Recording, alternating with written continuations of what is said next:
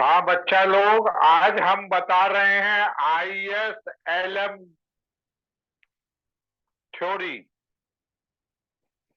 देखो, उसको बताने से पहले एक बात बताना जरूरी है कि दो बाजार मार्केट होते हैं, एक गुड्स मार्केट और एक मनी मार्केट। एक वस्तु बाजार और एक मुद्रा बाजार। दो बाजार होते हैं, वस्तु बाजार, मुद्रा बाजार।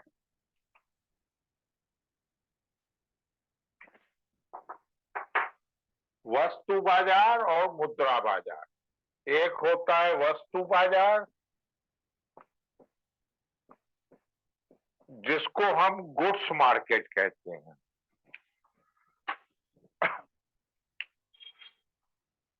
Goods market. और एक होता है मनी मार्केट, मुद्रा बाजार। ठीक है बच्चा लोग, एक होता है गुड्स मार्केट, एक होता है मनी मार्केट।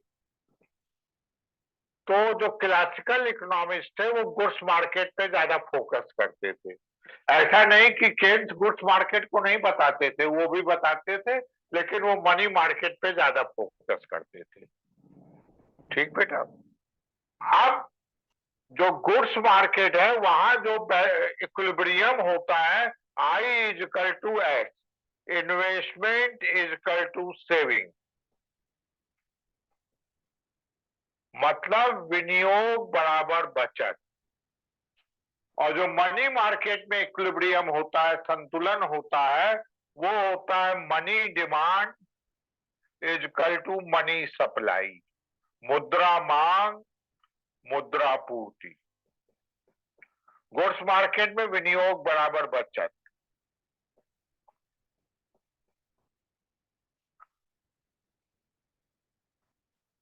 अभी तक जितने भी अर्थशास्त्री बात करते थे, या तो गुड्स मार्केट की करते थे या तो मनी मार्केट की। दोनों को एक साथ नहीं मिलाया। किसी भी इकोनॉमिस्ट ने दोनों को एक साथ नहीं मिलाया। हिक्स हैंसन पहले इकोनॉमिस्ट थे। हिक्स हैंसन पहले इकोनॉमिस्ट थे जिन्होंने दोनों बाजारों को मिलाया। किन्होंने मिलाया? हिक्स और हैंसन। हिक्स और हैंसन। इसीलिए इस थ्योरी को हिक्स एंड हैंसन की थ्योरी भी कहते हैं।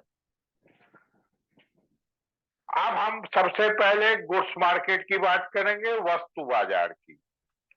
देखो बेटा, वस्तु का उत्पादन विनियोग से होता है। काहे से होता है? इन्वेस्टमेंट से। और जो इन्वेस्टमेंट होता है, जो विनियोग होता है, वो ब्याज दर पे डिपेंड करता है। काहे पे डिपेंड करता है? इंटरेस्ट रेट पे। इंटरेस्ट रेट पे डिपेंड करता है। ठीक। जो हमारा विनियोग होता है वो ब्याज दर पे निर्भर करता है। Interest is the function of rate of interest. और जो सेविंग होती है, जो बचत होती है, वो आय पे डिपेंड करती है, इनकम पे। Saving is the function. हाँ बेटा। सर थोड़ा कैमरा साफ कर दीजिए। हाँ बेटा, कर रहे हैं।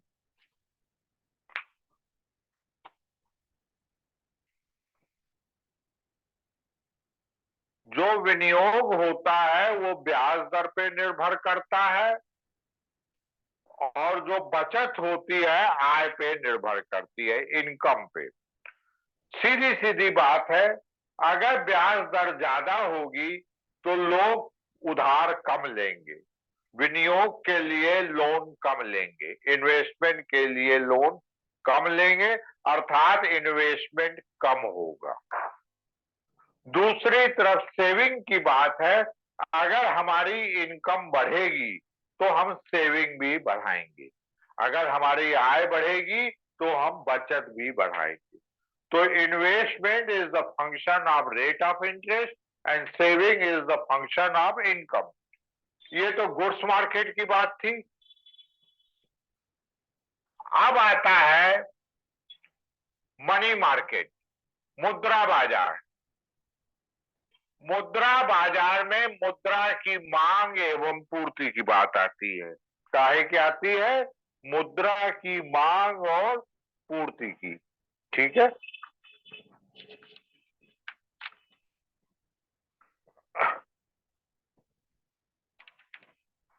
अब हम बात करेंगे मुद्रा बाजार की। तो जो मुद्रा की मांग है वो आय का फलन है, इनकम का फलन है। काहे का फलन है? इनकम का। मनी की डिमांड जो है इनकम का फलन है, आय का। अगर हमारी आय बढ़ेगी तो हम ज्यादा सामान खरीदेंगे, ज्यादा मनी की डिमांड करेंगे। और मुद्रा की पूर्ति जो फलन है वो है ब्याज दर का, रेट ऑफ इंटरेस्ट का, ब्याज दर का। जाहिर सी बात है, अगर हमारा ब्याज दर ज्यादा होगी तो हम ज्यादा बचत करेंगे और ज्यादा मुद्रा की पूर्ति करेंगे, ज्यादा पैसा उधार देने को तैयार हो जाएंगे। तो मनी की डिमांड है फंक्शन ऑफ इनकम का, मनी की सप्लाई है function of rate of interest का। अब हम आईएस कर्व बनाएंगे, यानी investment equal to saving. IS वक्र बनाएंगे। कैसे बनेगा आईएस वक्र? आईएस वक्र, हाँ बेटा, देखो हमने बताया इन्वेस्टमेंट फंक्शन है रेट ऑफ इंटरेस्ट का, ब्याज दर का। अगर हम इन्वेस्टमेंट का वक्र बनाएं विनियोग का, और यहां ब्याज दर ले, यहां हम ब्याज दर ले, तो विनियोग हमारा ज्यादा होगा कि कम, इसको देखेंगे। यहां विनियोग ले लें तो देखो बेटा, अगर ब्याज दर 30% है तो विनियोग हम केवल 1000 करोड़ का करेंगे। ब्याज दर घट जाएगी तो हम विनियोग बढ़ा देंगे, पैसा ज्यादा उधार लेंगे और हम विनियोग ज्यादा करेंगे। 20% हो गई तो विनियोग बढ़ा के 2000 करोड़, 2000 रुपया नहीं है, 2000 करोड़ है। इकोनॉमी की बात हो रही है, लंबा फिगर लेना पड़ेगा। और ब्याज दर कम हो गई तो हम 3000 करोड़ का इन्वेस्टमेंट करेंगे, 10% हो गई तो ब्याज दर और विनियोग में उल्टा संबंध है। ब्याज दर और विनियोग में उल्टा संबंध है। ठीक है, यहां तक किसी को कोई दिक्कत? चलो, अब आता है सेविंग, बचत की बात। बचत आय पे निर्भर करती है। आय मतलब लोगों की आय या देश की आय, राष्ट्रीय आय भी कह सकते हैं। अब सपोज करो अगर हमारी देश की राष्ट्रीय आय 100 करोड़ है। कितनी है? 100 करोड़। ये राष्ट्रीय आय का वक्र है, y इजकल टू 100 करोड़। हमने लिख दिया y इजकल टू 100 करोड़। और ये हमारा बचत का वक्र है,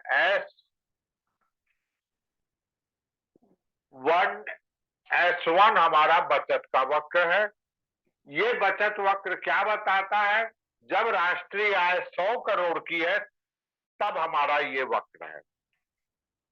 अब ये वक्र हमारे विनियोग के वक्र को काट रहा है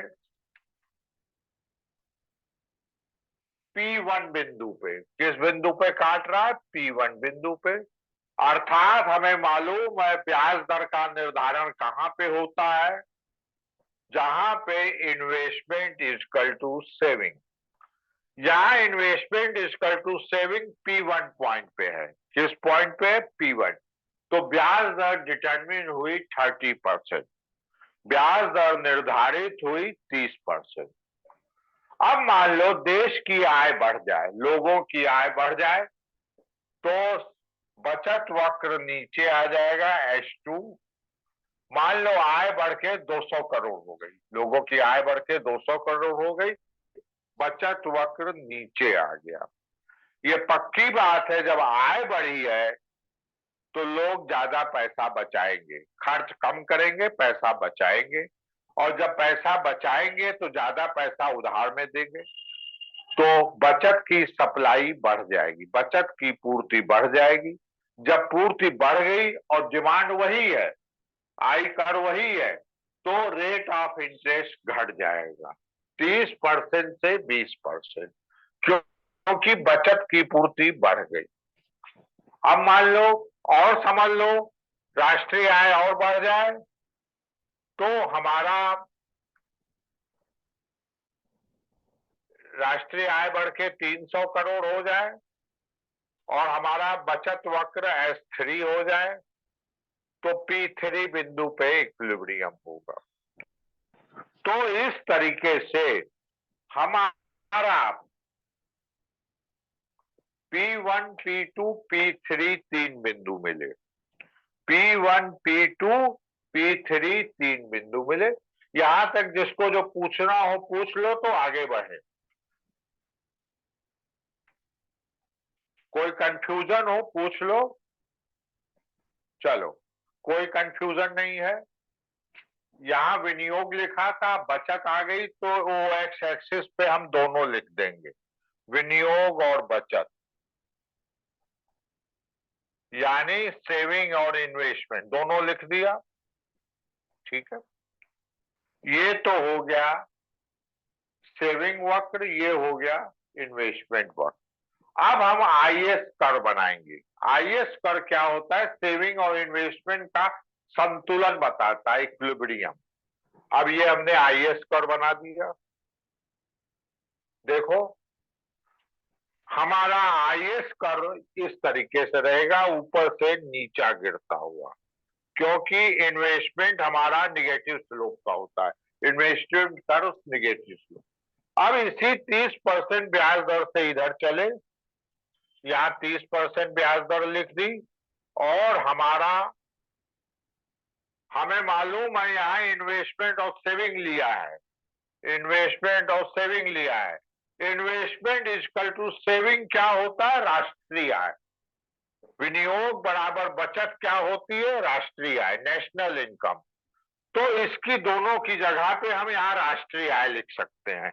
यहाँ पे हम राष्ट्रीय आय, तो 30% ब्याज दर पे राष्ट्रीय आय है OY1, नेशनल इनकम है OY1। चलो, P1 बिंदु से इधर आए, 30% ब्याज दर मिली, OY1 नेशनल इनकम मिली। अब P2 बिंदु से आए, P2 पे भी इन्वेस्टमेंट इक्वल टू सप्लाई है, यहां से लाइन खींची, ब्याज दर 20% हो गई। OY एक्सेस पे हम ब्याज दर ले रहे हैं, इंटरेस्ट रेट, और नेशनल इनकम बढ़ गई, नेशनल इनकम बढ़ गई। अब तुम लोग पूछोगे नेशनल इनकम क्यों बढ़ी? क्योंकि रेट ऑफ इंटरेस्ट कम हो गया, ब्याज दर कम हो गई, तो विनियोग बढ़ गया, इन्वेस्टमेंट बढ़ गया, प्रोडक्शन बढ़ गया, और नेशनल इनकम बढ़ गई। इसी तरह P3 बिंदु से चले तो ब्याज दर हो गई, रेट ऑफ इंटरेस्ट हो गया 10%, और नेशनल इनकम बढ़ के Y3 हो गई। तो ये आईएस कर ड्राइव हो गया, आईएस वक्र का निर्माण हो गया। ये हमारा आईएस कर है। तो बच्चा लोग समझ में आ गया आईएस कर कैसे बनता है? क्यों बेटा? अंजलि, समझ में आ गया आईएस कर कैसे बनता है? Yes sir. सलोनी, समझ में आ गया आईएस कर कैसे बनता है? Yes sir. ऋतु, समझ में आ गया आईएस कर कैसे बनता है?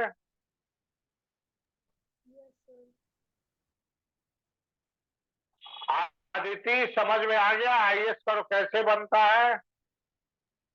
यस सर, आ गया सर। बट वाई एक्सिस पे आपने जो वाई लिखा है वो मतलब रेट ऑफ इंटरेस्ट बता रहा है ना सर? कौन जो सेकंड वाई? वाला बेटा, सर, हाँ वाई बेटा, एक्सिस, सर वाई एक्सिस पे, वाई एक्सिस पे रेट ऑफ, हाँ रेट ऑफ इंटरेस्ट है बेटा। हाँ, दोनों डायग्राम में वाई एक्स पे रेट ऑफ इंटरेस्ट है। ठीक है, अब हम बात करेंगे, आईएस कर बन गया, वस्तु बाजार का संतुलन हो गया, गुड्स मार्केट का इक्विलिब्रियम हो गया। अब हम मनी मार्केट का इक्विलिब्रियम करेंगे, मुद्रा बाजार का। देखो बेटा, सर मुझे वीडियो भेज दीजिएगा, मैं क्लास नहीं कर पाऊंगी। ठीक है बेटा, भेज देंगे। अब हम मुद्रा बाजार का बनाएंगे, मनी मार्केट का। देखो बेटा, मनी मार्केट में क्या होता है, यह माना हिक्स और हैंसन ने कि मनी की सप्लाई मुद्रा की पूर्ति स्थिर रहती है, क्योंकि सरकार एक बार नोट छाप देती है, वो स्थिर रहती है। मुद्रा की पूर्ति स्थिर, ये मनी सप्लाई है। क्या है? मनी सप्लाई स्थिर है, मुद्रा की पूर्ति स्थिर है। मान लो 3000 करोड़ है तो 3000 करोड़ है, इसमें कोई चेंज नहीं हो रहा। जहां तक मनी डिमांड की बात है, मुद्रा की मांग है, वो इनकम पे डिपेंड करती है। अगर आय बढ़ेगी तो मुद्रा की मांग बढ़ेगी, क्योंकि लोगों की आय बढ़ी, इनकम बढ़ी तो ज्यादा सामान खरीदेंगे, और ज्यादा सामान खरीदेंगे तो ज्यादा मुद्रा चाहिए, ज्यादा मनी चाहिए। अब देखो, सपोज करो हमारा ये है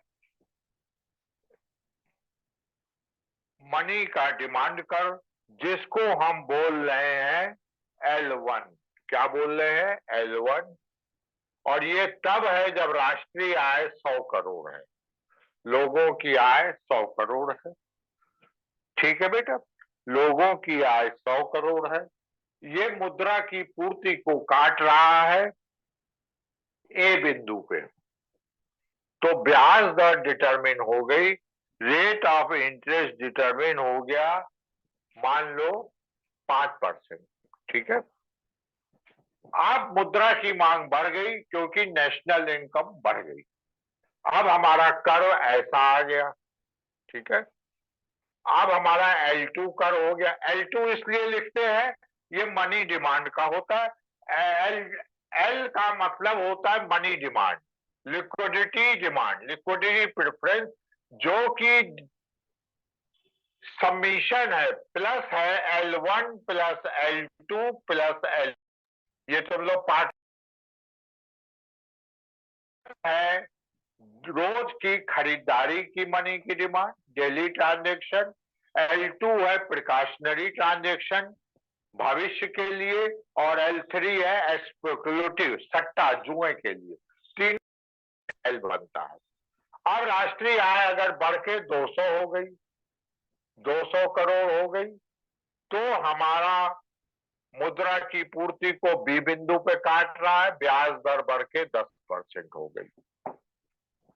अब और राष्ट्रीय आय बढ़ जाती है, और जो है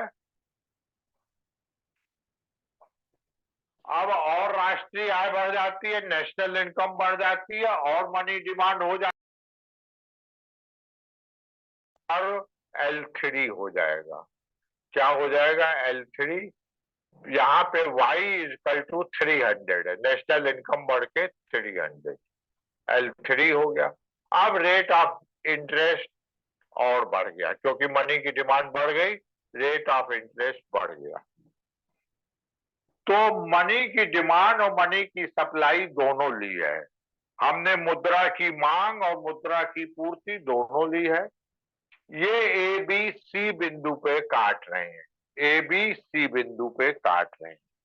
अब हम LM वक्र बनाएंगे। LM वक्र का प्रत्येक बिंदु मनी की डिमांड इक्वल टू मनी की सप्लाई। जो मुद्रा की मांग एवं पूर्ति का LM वक्र है, उसके प्रत्येक बिंदु पे मुद्रा की मांग बराबर मुद्रा की पूर्ति। अब ये बन गया। देखो, इधर रेट ऑफ इंटरेस्ट 5% है, हम 5% तक चले, रेट ऑफ इंटरेस्ट 5% है, 5% की तरफ चले, और ये हमारा LM कर्व है। LM कर्व जो नीचे से ऊपर उठता हुआ है, इसका प्रत्येक बिंदु मुद्रा की मांग बराबर मुद्रा की पूर्ति बताता है। इस 5% पे मुद्रा की मांग और मुद्रा की पूर्ति है, मान लो Y1। मुद्रा की मांग बराबर मुद्रा की पूर्ति Y1 है। क्योंकि मनी की डिमांड और मनी की सप्लाई भी नेशनल इनकम को बताती है। राष्ट्रीय आय को तो यहां हम राष्ट्रीय आय लिख देंगे। पहले वाले डायग्राम में मनी की डिमांड एंड मनी की सप्लाई लिखेंगे हैं। अब ब्याज दर बढ़ के 10% हो गई तो राष्ट्रीय आय बढ़ के Y2 हो गई, ये राष्ट्रीय आय। फिर ब्याज दर बढ़ के 30% हो गई तो राष्ट्रीय आय बढ़ के Y3 हो गई। यहां अंतर क्या है आईएएस और एलएम कर में? आईएएस कर में जब ब्याज दर बढ़ती है तो राष्ट्रीय आय घटती है, एलएम कर में जब ब्याज दर बढ़ती है तो राष्ट्रीय आय बढ़ती है। ठीक, तो ये एलएम कर का निर्माण हो गया, एलएम कर वक्र का निर्माण। यहां पे किसी को पूछना हो पूछ लो, एलएम कर बन गया, एलएम कर का निर्माण हो गया। ठीक, अब हम बात करें। हाँ बेटा, तो जैसे नेशनल इनकम, इसका एक्सप्लेनेशन कैसे कि रेट ऑफ इंटरेस्ट से बढ़ने पे नेशनल इनकम भी बढ़ रही है, तो मतलब ये कैसे हाँ पॉसिबल बेटा, है? बिल्कुल बढ़ा रहे हैं। देखो होता क्या है बेटा, रेट ऑफ इंटरेस्ट क्यों बढ़ा? क्योंकि लोगों की इनकम बढ़ी, लोगों की इनकम बढ़ी तभी रेट ऑफ इंटरेस्ट बढ़ा। और लोगों की इनकम बढ़ी मतलब नेशनल इनकम बढ़ी, इसलिए बढ़ रही है। रेट ऑफ इंटरेस्ट से मतलब नहीं है, मतलब है कि नेशनल इनकम बढ़ रही है तो रेट ऑफ इंटरेस्ट बढ़ रहा है, क्योंकि मनी डिमांड बढ़ रही है। नीचे से ऊपर देखो, नेशनल इनकम बढ़ रही है तो रेट ऑफ इंटरेस्ट बढ़ रहा है। तो ये एलएम कर हो गया। अब संतुलन कहां होगा? मुद्रा बाजार और वस्तु बाजार में इस रूप में लिखेंगे, मुद्रा बाजार और वस्तु बाजार में संतुलन, मनी मार्केट और गुड्स मार्केट में इक्विलिब्रियम। ये देखो हमारा आईएएस कर्व था, ये आईएएस कर्व था, हम बना चुके हैं, और ये एलएम कर्व है। दोनों एक दूसरे को ई बिंदु पे काटते हैं, अर्थात राष्ट्रीय आय डिटरमिन हुई, मान लेते हैं OY2 और रेट ऑफ इंटरेस्ट डिटरमिन हुआ 10%। यहां हम इसको R2 भी लिख सकते हैं, 10% लिखो चाहे R2 लिखो। तो ये जो है दोनों मार्केट का इक्विलिब्रियम है, गुड्स मार्केट और मनी मार्केट, गुड्स मार्केट और मनी मार्केट। तो ये हमारा संतुलन हो गया दोनों बाजार का। यही ISLM वक्र है। इसीलिए क्वेश्चन आता है मुद्रा बाजार और वस्तु बाजार का एक साथ संतुलन दिखाइए, मनी मार्केट और गुड्स मार्केट का जनरल इक्विलिब्रियम, सामान्य संतुलन। तो हमें आईएएस पर, हाँ बेटा, राजकोषीय नीति पर प्रभाव इसके बाद बताएंगे ना आप? क्या चीज बेटा? राजकोषीय नीति पर प्रभाव इसके बाद बताएंगे। हाँ हाँ, इसके बाद बता रहे। तो ये आईएएस कर हो गया, ये एलएम कर हो गया। ठीक है, अब बताएंगे राजकोषीय नीति का क्या प्रभाव पड़ता है। राजकोषीय नीति मतलब फिजिकल पॉलिसी। फिजिकल पॉलिसी तुम लोग जानते हो, जो गवर्नमेंट अप्लाई करती है। कौन अप्लाई करती है? गवर्नमेंट। हमारा फाइनेंस मिनिस्ट्री या जो हमारी कैबिनेट है, मंत्रालय है, वो करता है। अब देखो बेटा, सपोज करो हमारे यहाँ क्या हो जाए, फिजिकल पॉलिसी अप्लाई की जाए। क्या किया जाए? फिजिकल पॉलिसी किया जाए। अब मान लिया फिजिकल पॉलिसी अप्लाई कर रहे हैं, लेकिन मनी पॉलिसी में कोई चेंज नहीं कर रहे, मौद्रिक नीति में कोई परिवर्तन नहीं कर रहे, न तो मुद्रा की मांग में न तो मुद्रा की पूर्ति में। अब मान लो अगर हमने इन्वेस्टमेंट बढ़ा दिया, गवर्नमेंट ने क्या बढ़ा दिया, विनियोग बढ़ा दिया, विनियोग बढ़ गया तो सेविंग कम हो जाएगी, क्योंकि आईएस के प्रत्येक बिंदु पे आई इक्वल टू एस है, इन्वेस्टमेंट इक्वल टू सेविंग है।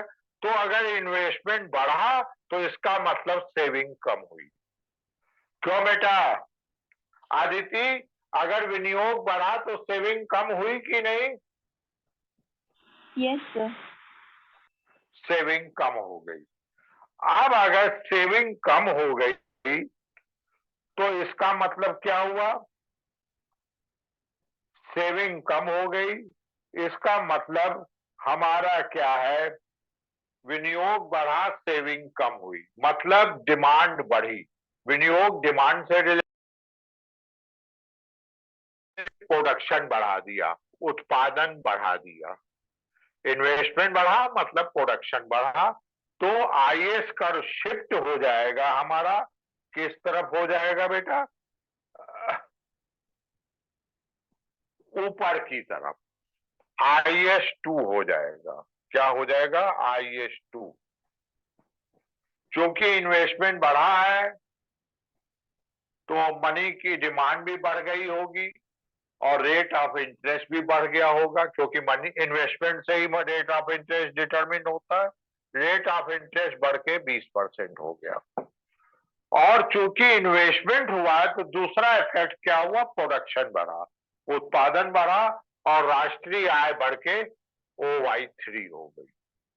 तो ये फिजिकल पॉलिसी का इफेक्ट है, वित्तीय नीति का, कि हमने विनियोग को बढ़ाया तो उसका परिणाम हुआ रेट ऑफ इंटरेस्ट बढ़ा, क्योंकि ज्यादा मनी की डिमांड हुई, रेट ऑफ इंटरेस्ट बढ़ा।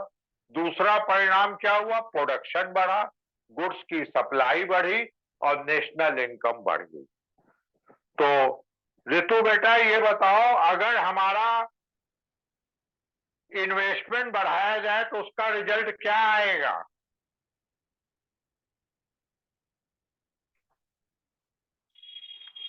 अगर विनियोग बढ़ाया जाए तो उसका परिणाम क्या होगा?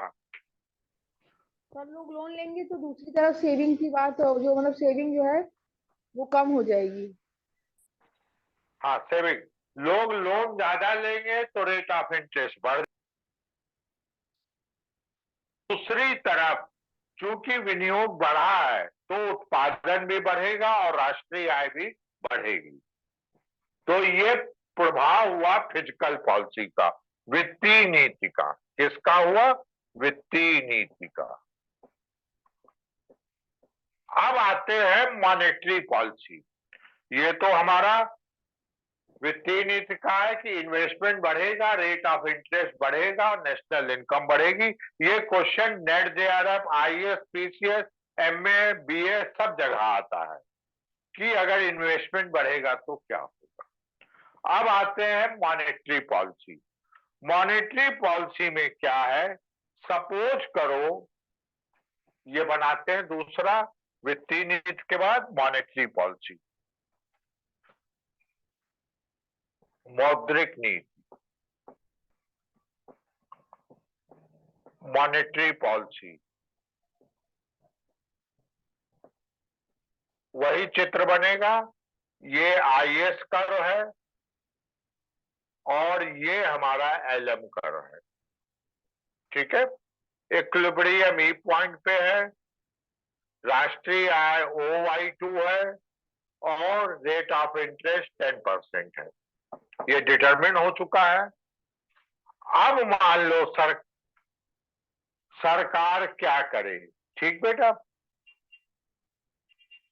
सरकार क्या करे, मुद्रा पूर्ति में वृद्धि कर दे, मनी सप्लाई बढ़ा दे, ज्यादा नोट छाप दे। हमें मालूम है मनी सप्लाई कांस्टेंट होती है, स्थिर होती है, अब ज्यादा नोट छाप दे। अब अगर ज्यादा नोट छाप देगी सरकार तो लोगों को मुद्रा की मांग कम होगी, क्योंकि एक्स्ट्रा मनी सप्लाई हो गई, अतिरिक्त मुद्रा पूर्ति हुई। तो मनी सप्लाई बढ़ी, इसका मतलब मुद्रा की मांग घटी। क्योंकि MS इक्वल टू MD है, MD यानी L है, मुद्रा की मांग बराबर मुद्रा की पूर्ति है। अगर एक बढ़ेगा तो दूसरा घटेगा, MD घटेगा। अब मुद्रा की मांग घट गई तो हमारा LM1 करो जो था अब नीचे की तरफ खिसक आया, LM2 हो गया, LM2 हो गया। अब नया इक्विलिब्रियम पॉइंट हमारा हो गया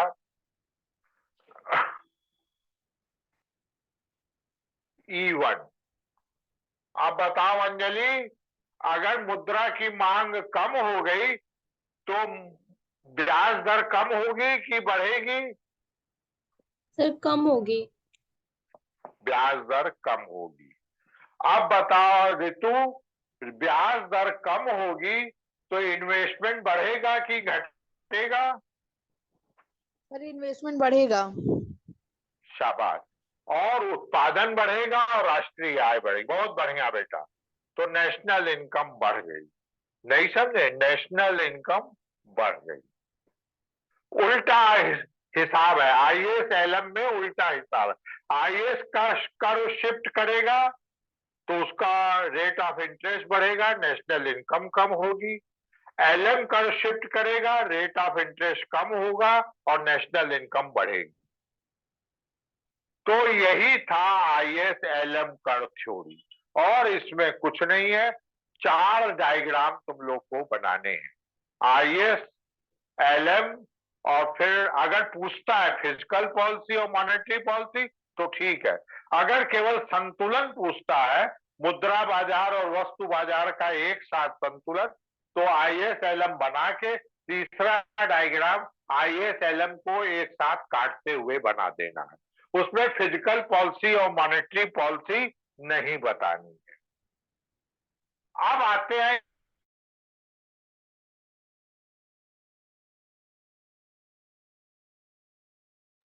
सर आपका नेटवर्क दिक्कत है, नहीं शो कर रहा है।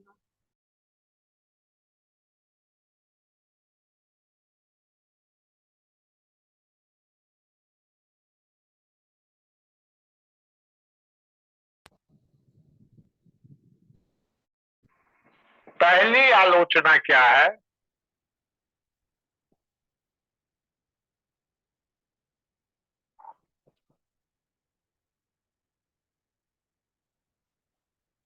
पहली आलोचना क्या है? ये स्टैटिक थ्योरी है, स्थैतिक सिद्धांत है। एक समय की बात करता है, एक टाइम में जो भी IAS LM में शिफ्ट हो रहा है, अगर 2019 में हो रहा है तो 2019 में हो रहा है, 2018 और 2021 में क्या होगा इस बात का विश्लेषण नहीं करता।